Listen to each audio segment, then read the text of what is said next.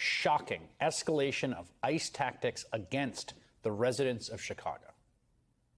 In the middle of the night, hundreds of armed federal agents and police, backed up by riot trucks, smoke grenades, and helicopters, breached fences and busted doors in an immigration raid on an entire apartment building on the city's south side. They pulled dozens of residents from their homes and zip ties, including children, some of them without any clothes. They then held some outside for hours and dragged the others into rented vans.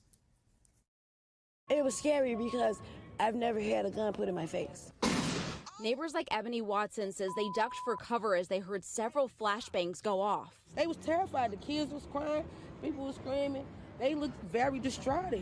I was out there crying when I seen the little girl come around the corner because they was bringing the kids out too. Had them zip tied to each other. One of them literally laughed. He was standing right here.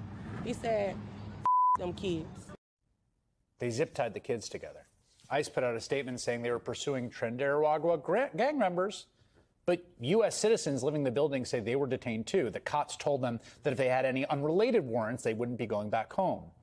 37 people were ultimately arrested after agents separated children from their parents on the street. And if you're looking at this and asking yourself, how is this legal? That is the right question to ask. Supreme Court, and lo and behold, last month, the court's 6-3 conservative majority voted to just let Trump and ICE continue for now as the case works its way up to use racial profiling in their immigration raids, halting the lower court's decision, saying, go ahead.